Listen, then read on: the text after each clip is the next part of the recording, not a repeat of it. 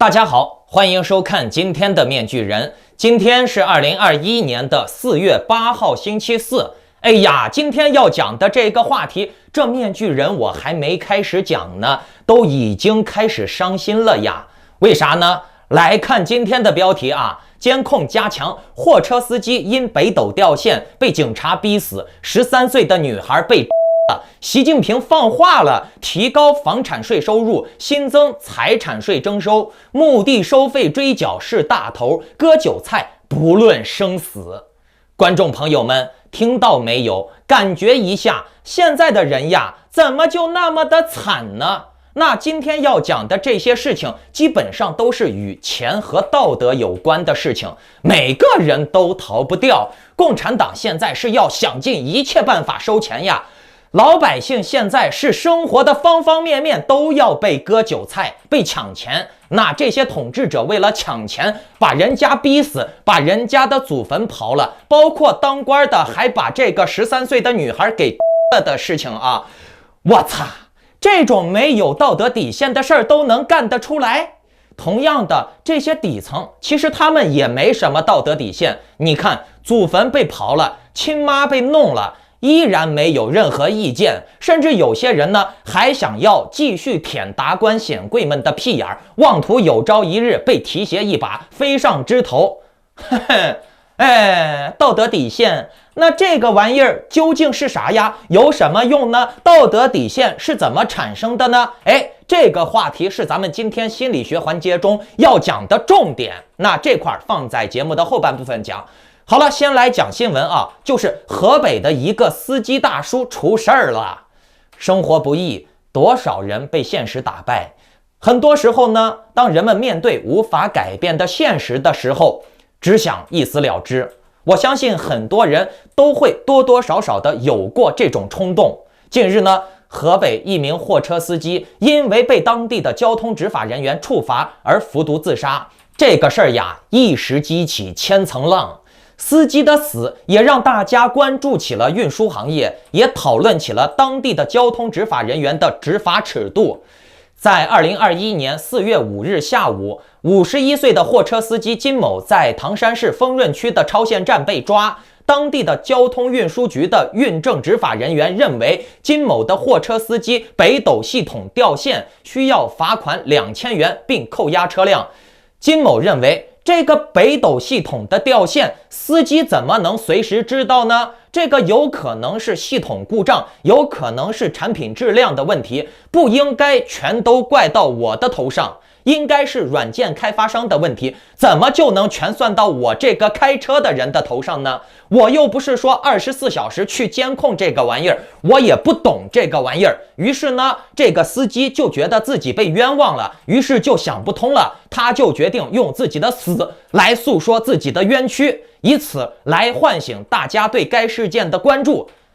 在拍摄了一个简短的视频遗言以后，金某盛怒之下喝下了农药，于当晚的11点因为抢救无效而去世。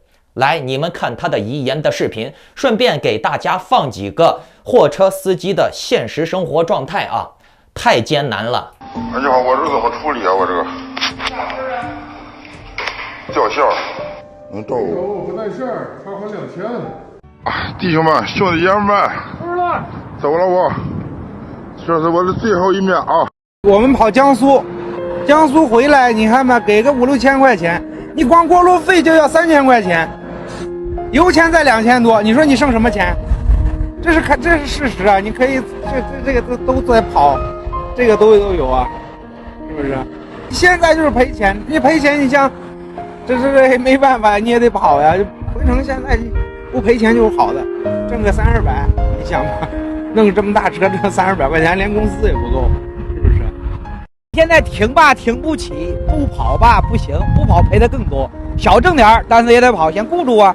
你要站那1月的话，这车贷1个月得1万多，你不还咋整？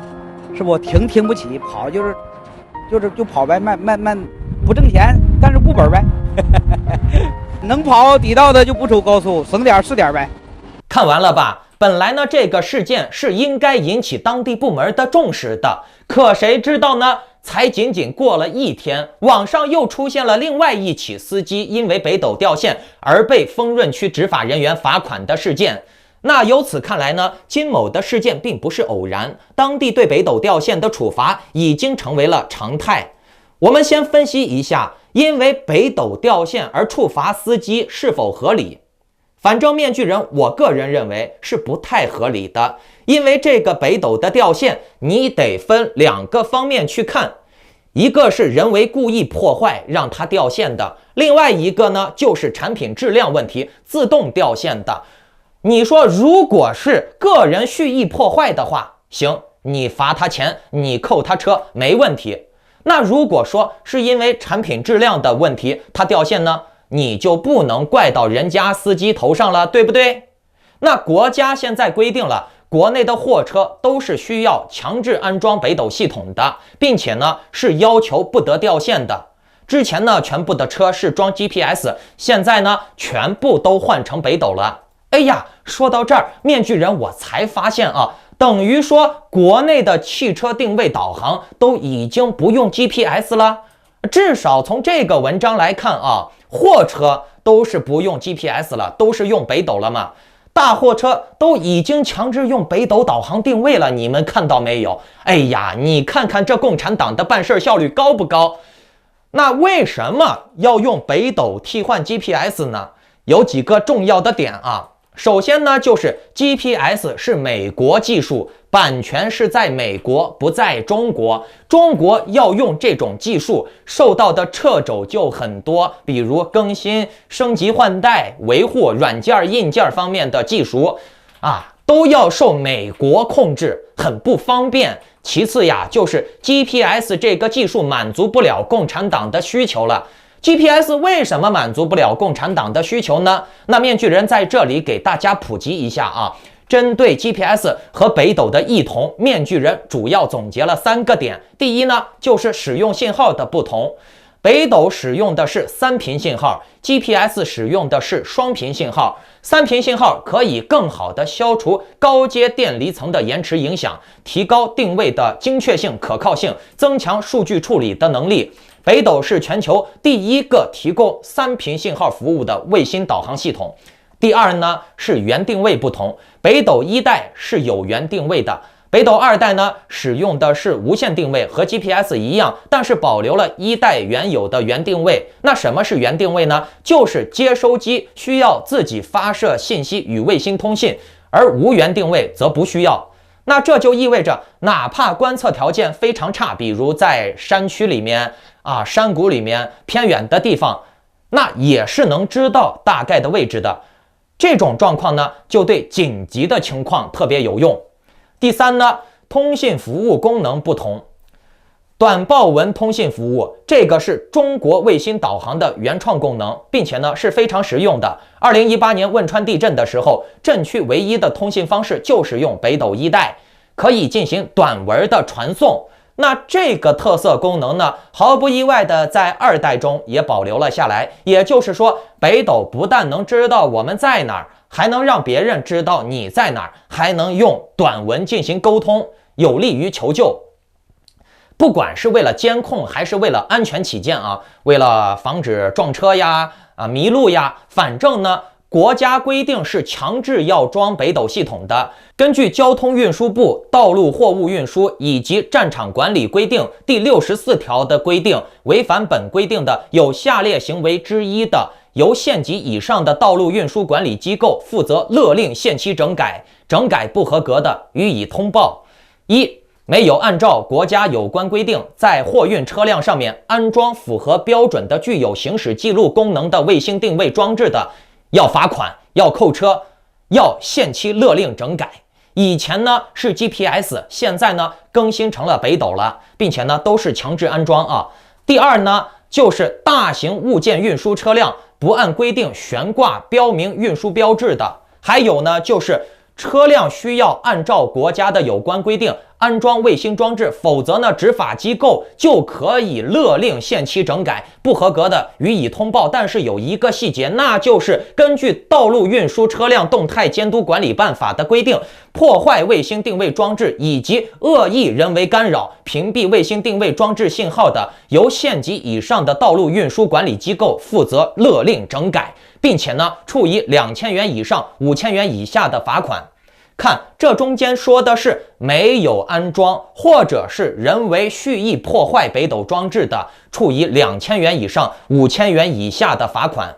但是呢，这个视频里面喝药的老大哥，他很显然是装了北斗系统，并且呢，不是自己故意破坏北斗系统的，所以呢，大概率呢是这个北斗系统它自己产生了质量故障而导致下线的。那这样的话，交警就不能事情还没搞清楚之前就扣车就罚款。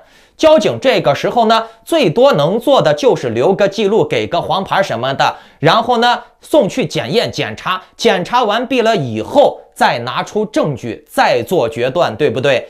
可是呢，这个新闻里面的交警明显呢就是为了先收钱先罚款嘛。其实呀，面具人，我给你们说啊，面具人有朋友是当交警的，这个交警开的罚单收的罚款呀，有很多都是不上报的，这个钱呢都是他们私下分了的，太黑了，这个是谁也没得洗的，就是黑钱黑过火了，黑到了心理脆弱并且不要命的人出事儿了。那这个司机老哥的这种做法啊，面具人我是不提倡的。生命诚可贵，留得青山在，不怕没柴烧嘛，对不对？而且呢，这种百姓自残呀、自我毁灭的事儿，作为共产党的统治者看了以后会很高兴、很踏实、很放心。为啥？你看看，你们看看这些屁民们，把他们逼死了，他们都不反抗，逼急了就自杀嘛。哦，自杀就自杀嘛，下贱，自杀了他也不敢把我们统治阶级怎么样。所以呀，观众朋友们，你们看这些底层他为啥不反抗？他宁愿自己牺牲了也不反抗。你说他为啥不直接把车炸了，把警察局炸了，找辆车直接冲到警察局里面撞死这些王八犊子呢？反正不想活了嘛，拉几个狗官陪葬嘛，多好的。那为啥不这么做呢？其实呀，这种状态啊，逼死也不反抗的状态，在心理学上面也是可以说得通的。有勇气自杀，为什么没勇气报复？先给大家介绍一个著名的心理学实验，那就是塞利格曼的习得性无助实验。心理学家塞利格曼准备了3只狗，第一只狗不进行任何训练，只是简单的被束缚住，然后呢又松开。第二只被束缚住，接受短暂的会带来痛苦感的电击，同时呢训练这只狗推动杠杆停止电击。第3只狗同样被束缚住，并且呢也会受到电击，但是和第2只狗不同的就是第3只狗身边的杠杆是无效的，它怎么推也不会停止电击。在实验结束以后，前2只狗就很快的恢复到了平常的状态，而第3只狗呢就陷入到了严重的消沉抑郁状态中。后来呢，塞利格曼将这个实验进行了改进，他将2组狗放入到吊床中，都对它们进行短暂的但是会带来疼痛感的电击。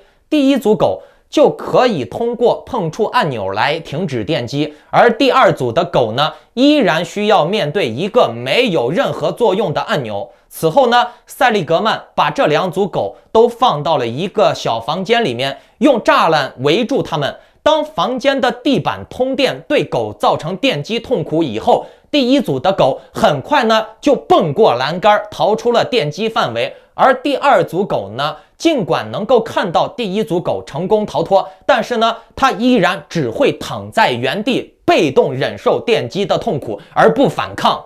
塞利格曼将这种后天获得的绝望行为称之为习得性无能习得性无助。在塞利格曼之后呢，又有日本的心理学家利用噪音在人类身上做实验，重现了同样的实验结果，证明了习得性无能习得性无助在动物和人类身上同样有效。那说回到这个司机身上啊，如果我们去深入研究这些受害者的成长史，就能发现他们大多都贫穷、学历低，靠下苦挣钱，他们无法摆脱自己的阶级，以至于他们再怎么努力，也就只能糊口而已，无法进行质的改变。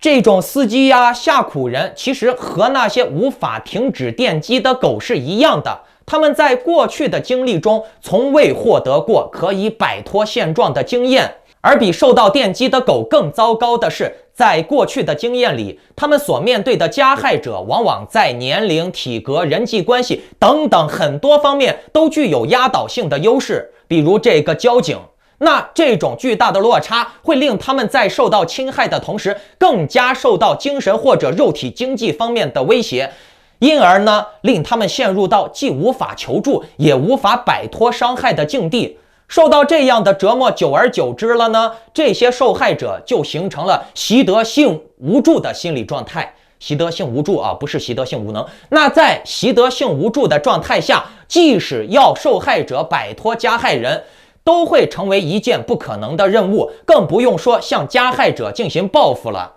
在这种情况下，受害者甚至可能对近在咫尺的比他更弱小的个体进行报复、发泄，或者是对逃脱的机会视若无睹。很简单呀，你们可以看到很多人被这个当官的欺负了以后，他们就去对老弱病残下手，又或者是很多中国人明明可以出国逃离，他们却不逃离。为啥呢？因为对他们来说，受到欺凌固然是痛苦的，然而呢，比起试图反抗或者报复引来更剧烈的痛苦，他们还是更情愿、心甘情愿地忍受现在的那种不那么暴烈的痛苦。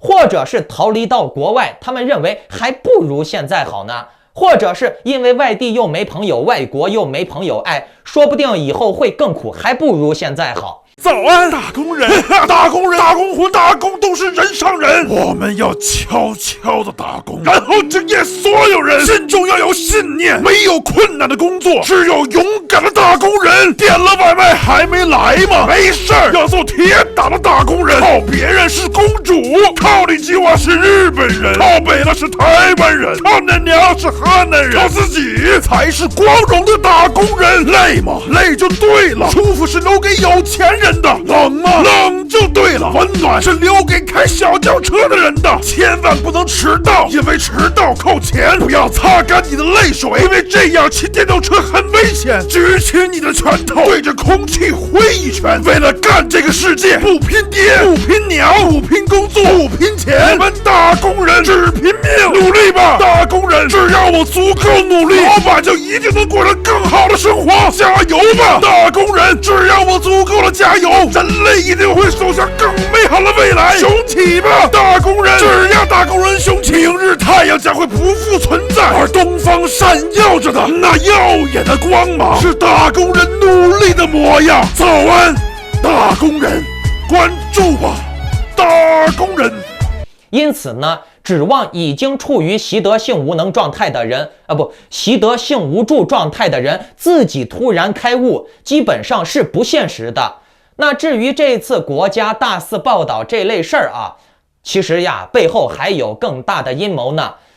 这个司机的事儿，按理来说，在墙内高度管控互联网的状态下，共产党想封杀他简直不要太容易。可是为什么能在网上大肆发酵呢？这里面有个大阴谋，等一下我再给你们揭晓。好了，来讲今天的第二个新闻啊，大家来听听啊。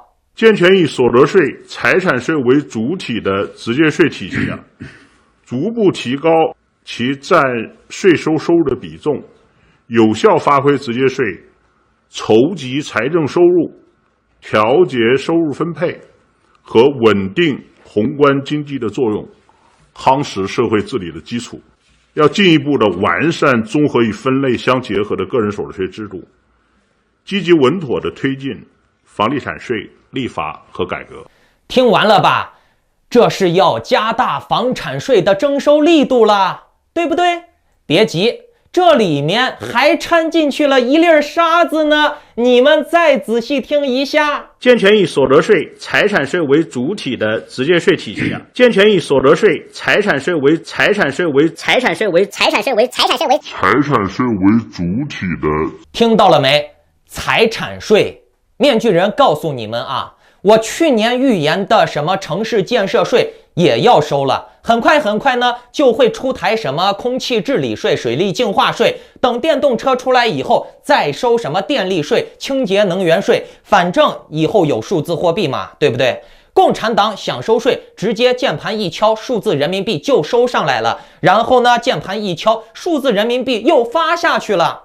还在墙内的小伙伴们，面具人问问你们啊，你还得赚多少钱才能养活这么多的公务员呢？这些人可都是越来越贪的呀，他们的胃口也是越来越大的呀。别说他们了，就是你们也是一样的，谁都想把钱越赚越多嘛，对不对？收税这种事儿呀，没啥说的。中国没有完整的合理的福利体系，收再多的税也不会用来回馈给老百姓的。至于说什么中国有基建呀，中国有高铁呀，这些东西都是为了割韭菜的，为了收费而建的。中国的地铁很贵呀，中国的高铁也很贵呀。它的这种收费比例和中国人的这个收入完全不成正比。虽然说面具人在国外坐地铁也需要5、6刀，可是呢，人家国外收入高呀，你算一笔账，我一天挣1、200美刀，我花5、6刀坐地铁算啥嘛，对不对啊？有些人家国外的蓝领3天挣的钱就能买1台苹果，你在中国，你普通的工人蓝领敢想吗？中国的这个地铁高铁真的是坐起来心疼啊，至少面具人我原来在国内坐起来就心疼。包括外国收税，这个税这个钱政府拿去做什么啊？是受多数选票的限制的。可是中国收上来的税就用来搞渗透、搞统战、包情人、包小三、大撒币，这是中国人完全控制不了的，对不对？什么一带一路呀，今天给非洲几百亿，明天给中东几百亿，你中国人能控制吗？啊，这妥妥的就是割韭菜，没得说。那说到割韭菜啊，其实还不仅仅有收税一种方式，不但收活人的税，收活人的钱，还可以收死人的钱。来听这个，你家墓地欠费了吗？对不起，您拜访的墓地已欠费。一网友吐槽啊，清明节前呢，前往蓝田县白鹿原墓园祭奠父母，看到了墓园醒目的温馨提示。不过这温馨提示啊，一点也不温馨，要求购墓已满20年或者是临近20年的亡人家属呢，到管理处缴费，一次必须缴纳20年的费用12000元。逾期不交呢，亲人的安身埋骨之所啊，将按无主墓穴来处理。听到了吧？面具人，我就想说啊，目前来看，中国农村有很多野坟，很多人都是找个空土地一葬。大家回想一下啊，之前的殡葬改革，广西那边找到了这种野地里面埋了棺材的，直接就是抛祖坟，强行挖出来，然后砸棺材，现场焚烧。这样做引起了很大的民愤，甚至当地的村民还放火烧了县政府。当时如火如荼的殡葬改革，就因为居民冲击县政府，才慢慢的放缓了下来。可是你们认为这事情就真的这么简单的会结束吗？ No。 面具人，我说过，共产党的纠错能力和进化速度是非常快的。古代的封建帝王容易犯错，是因为没有精准的大数据和高效的学习方式。可是现在不一样了，中共有数据、有人才、有科技，那他就很难犯错。你们看啊，现在不抛你们家祖坟了，也不烧你们家的棺材了，以后发现这种野坟啊，直接登记挂牌，追缴你20年12万，嫌贵的可以找关系打折，对不对？那这样的话，这些基层干部、村干部、维稳人员又可以找事儿做了呀，又有油水可以捞了呀。找到一个坟头要罚12万呢。不过呢，这相比于强行破土开棺、劳民伤财，还不如这样搞呢，对不对？还能赚钱，还能给维稳人员找事儿干呀，这多聪明的！所以面具人，我说共产党喜欢一箭拔雕，这种事儿呢，刚好相比直接把屁民他亲妈烧了，把他祖坟刨了，哎，比较起来嘛，花点钱的这种代价还是可以接受的。如果你不花钱，被一通报啊，传的满村子里面都是现在的这种农村人啊，家长里短的，村口村里的，哎，都很在乎面子的。你说你不给你亲妈亲爹交一个棺材本的钱，还会被扣个违法犯罪的帽子，被抓进监狱。不被抓进监狱，也要被千夫所指，万人唾弃，不孝子孙，没本事赚钱，让自己的亲妈被烧了，是不是？你说这个人的脸怎么能受得了呢？反正中国人是不会指责伟大、光荣、正确、至高无上的权威的党的，指责受害人那是老传统了。再者，大家仔细观察啊，面具人教给你们一个老套路了，哎，你们听好啊。如果一件事儿明显的是对老百姓不利的，明显的是刺激老百姓的，对老百姓不好的，然后呢，这个事儿还能够在高度管控的中国的网络上大肆被传播，甚至呢被明星转发，那这就是党典型的一个唱红脸一个唱白脸的节奏。首先呢，他是站在不痛不痒的角度上面装好人，然后呢，该干的事儿还是要干的，并且呢，他会干得更牛逼，干的花样更多更狠。你们记住了，只要共产党他装好人，批判哪个事儿，就代表这个事儿就是要大肆推广了。从代孕到这个北斗系统，再到这个抛祖坟，你们看看是不是？什么批判油价呀，环境治理建设呀，对不对？批判完了以后，就是收税，就是罚款，就是收钱。好，你们不交税，我共产党怎么治理环境呀？啊，对呀，你们不交税，这房价怎么能降下来呢？嘿嘿，中国的很多事情啊，你看，收你爹妈的坟墓钱，就不烧你亲妈，哎，这些事儿都是突破道德底线的。那么道德底线到底是个啥玩意儿呀？哈哈，以下环节是精华内容，不要忘记点赞、订阅、小铃铛呀。这个道德呀，是生活中人们不陌生的概念。从某种意义上来说，人们就是生活在特定的道德情境之中。在任何社会里，人们或者个体都会有道德底线的。道德底线的意思就是从道德的角度无法容忍的行为底线。尽管每个人或者不同的社会文化下面道德底线都大相径庭，但是从社会心理学的角度都可以找到道德底线产生的基本原理。从人类自然进化和社会文化传承的角度来看，道德之所以会成为人类社会中的一个重要规范，必然有其功能性。人们的大多数道德行为，比如利他，都是经过长期的进化博弈演变而成的。给大家举个例子，利他和利己。当人类在进化发展的过程中，利他的行为比利己的行为更有优势，那么自然就会形成鼓励利他行为的生物学和社会学的机制。生物学机制反映在人类的基因基础上，所以呢，人们在长期进化选择的过程中，就会有这种共情的概念。看到别人受苦受难，自己也会有多少的感觉，觉得自己也痛苦。那这种普遍的倾向于感受他人的情感，也有利于警惕自己，从而呢演变出了利他行为，让别人不受苦，同样的自己也就不受苦了。这是一种生理基础，就这样被保留了下来。为啥？比如利他的行为有助于部落中的每个家庭都不至于因为捕猎的成功率低而导致没捕上猎的家庭被饿死，所以呢，大家就分享食物，保证种群的存续，不至于在和别的部落竞争中因为没有兵力而被消灭。因为别的人饿死了，下一个饿死的可能就是你，对吧？如果大家合理的分配食物，这个种群这个部落就能扛的时间更长一点。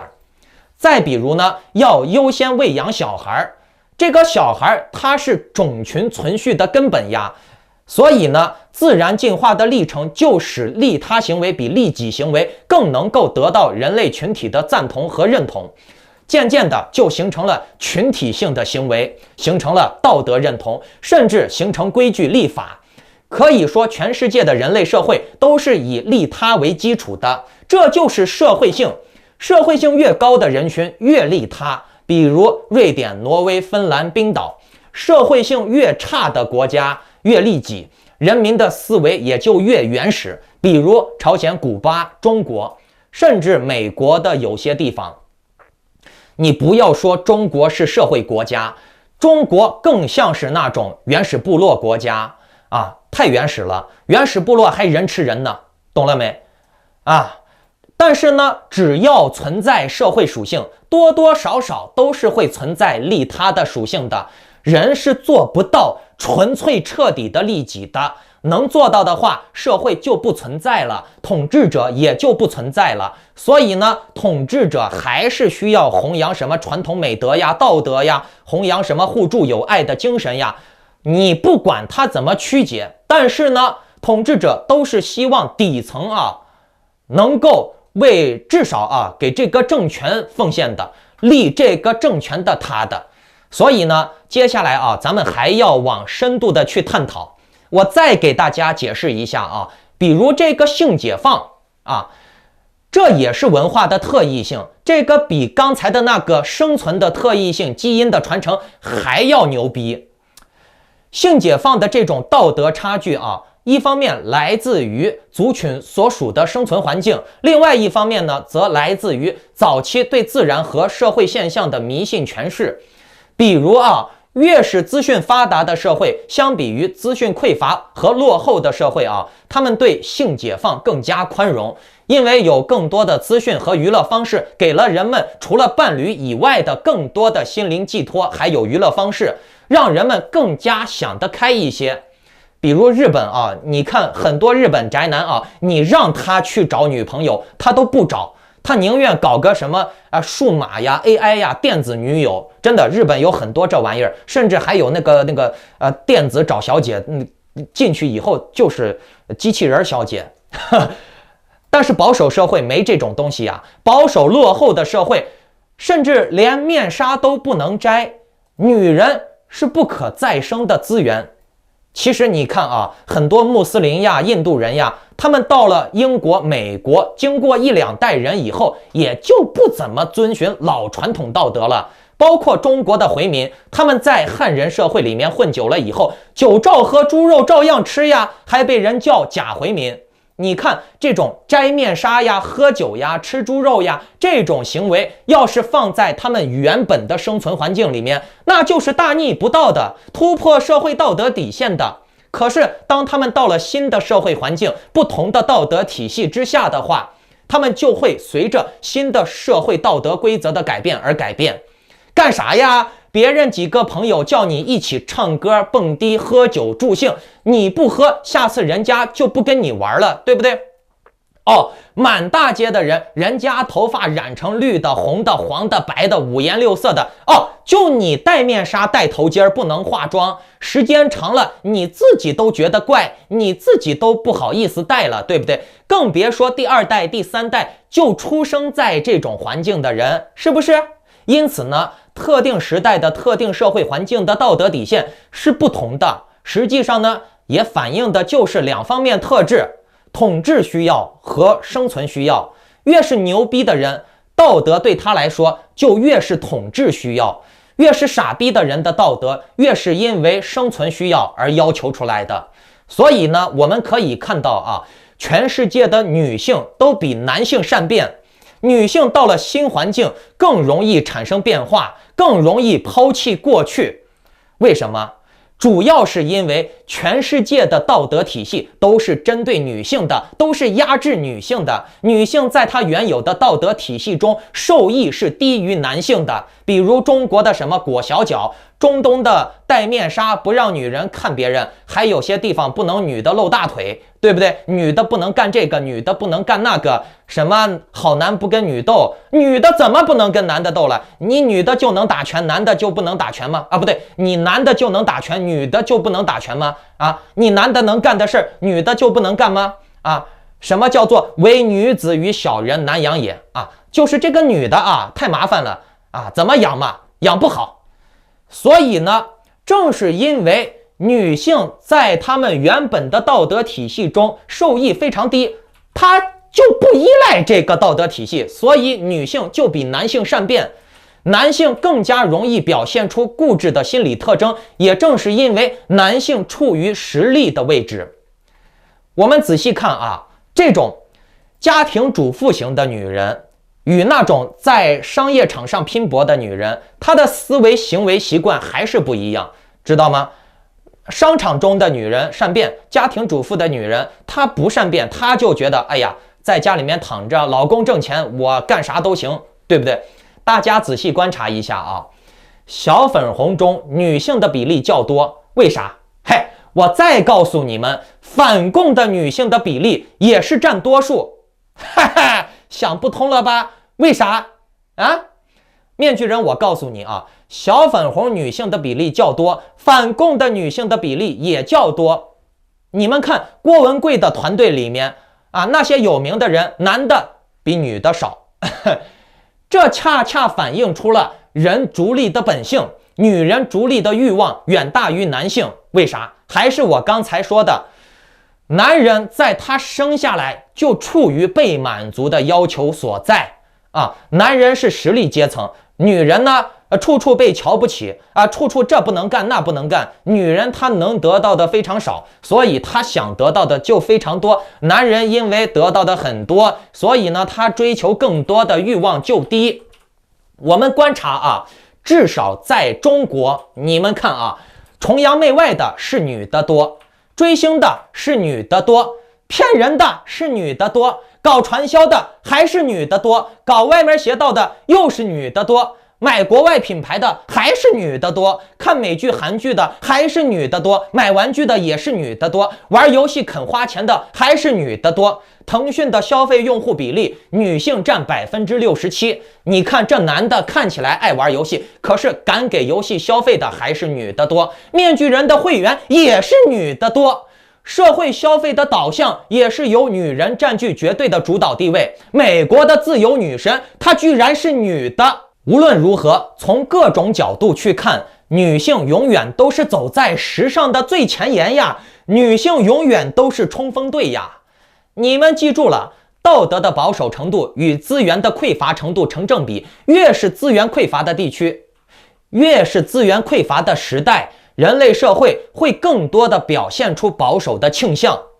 道德宽松的都是阶级上位的，比如君臣父子，道德都是用来要求臣子和儿子的。君主和大家长都是立法者，立国家的法规，立家规。哦，对了，忘了说一件事啊，你们看这个视频。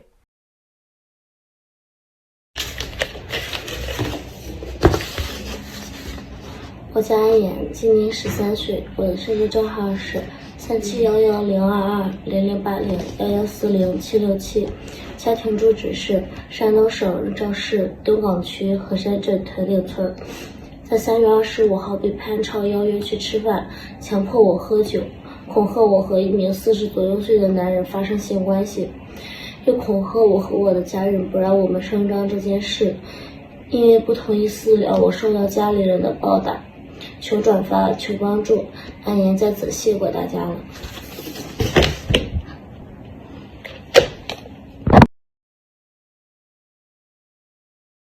听完了吧？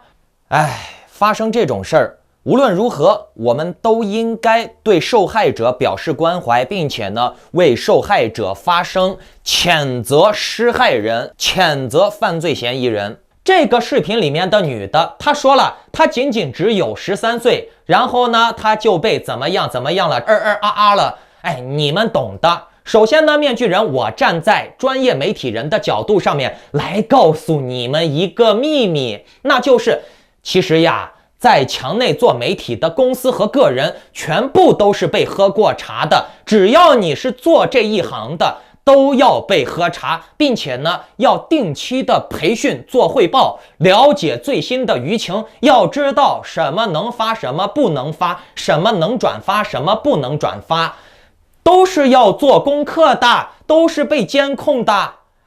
你想嘛，大数据现在这么完善，想要屏蔽你的东西太简单了，想要侦测出来你是干啥了，都是太简单的事儿了。你的账号啊，从一注册开始，就相当于你已经被备案了。有时候呢，你把东西转发错了啊，轻则关小黑屋，重则呢就是个人丢饭碗，开公司的直接公司关门。党目前呢能让这个事儿放出来啊，大肆的传播，其最终结果呢就是只有两个，这个事儿是谣言、造谣，或者是某个不法分子犯事儿了，党积极的、高效的响应，扫黑除恶，伪光正解决了这个问题。那这两个结果中的任何一个都是对共产党有利的，要么就是美化共产党的，要么就是社会上的某些恶劣事件，其实呀都是造谣出来的，都是为了故意博眼球的。不要去相信，要弘扬正能量，让老百姓形成一个党伪光正，依靠共产党才能解决问题的下意识。比如这个事件，如果党说它是造谣的，那以后老百姓就会认为，怎么可能嘛？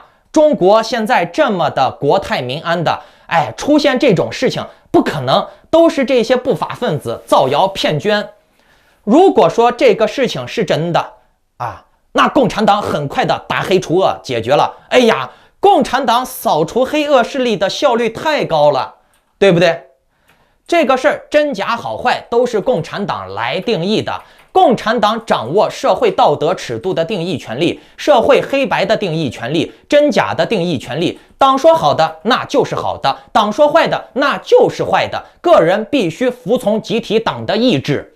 其实我们去看待共产党这种掌握14亿人的资源的政治团体，我们一定不能用片面的思维去理解它，一定要立体的、多方位的看。尤其是共产党，他喜欢一箭拔雕。你想跟共产党斗，想不输给共产党，最好的办法就是走人，不然呢，你玩不过他的。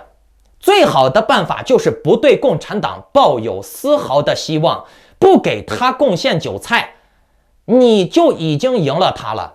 如果大家都想着跑路，不给共产党贡献韭菜，共产党就不会有这么大的能量电池的。否则呢，你觉得你能占共产党的便宜，你能玩得过共产党，你能捞到共产党的好处。共产党这么牛逼的谋士，天天花几百个亿、几千个亿、几万个亿维稳，天天请的是全世界最牛逼的顶尖的科学家、心理学家来研究社会舆情，分析老百姓的心理。他能摸不透你？他这么大的全国的大数据，他能不知道你的心里面想啥啊？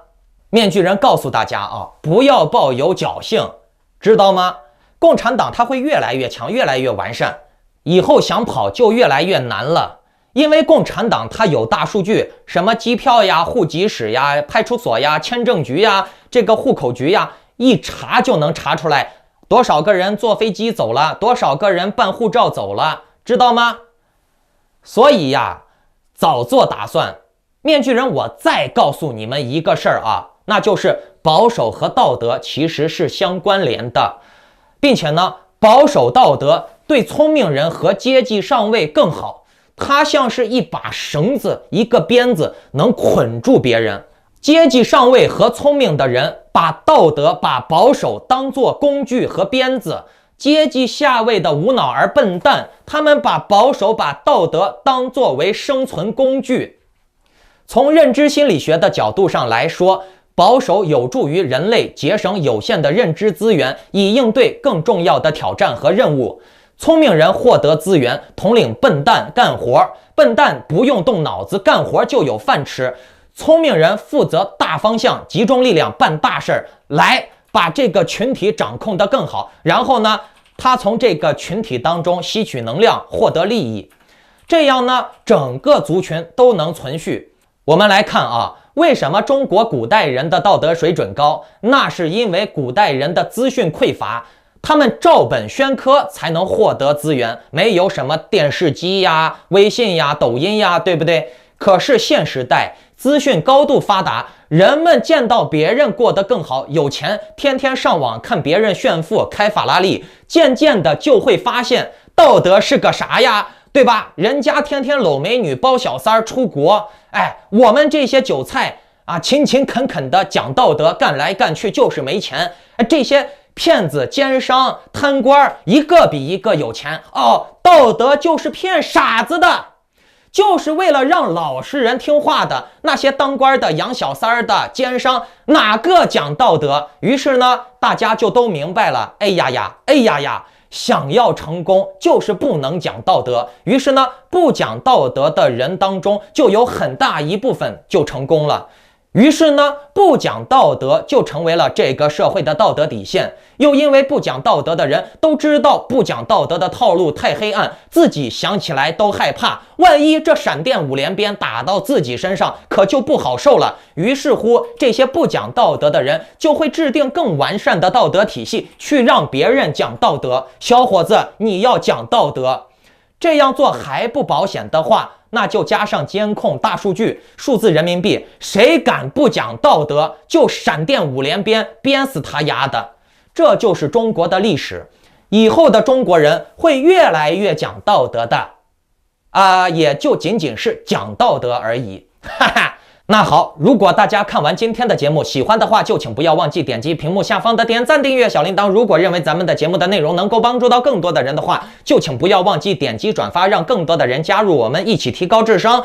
然后呢，面具人最近在精编一些心理学上面的内容作为会员节目放送。如果大家有理财、心理咨询、家庭情感等多方面的问题想要咨询面具人我的话，或者收看面具人的会员节目，就请点击订阅旁边的加入按钮，加入面具人的会员。好，我们下期再见。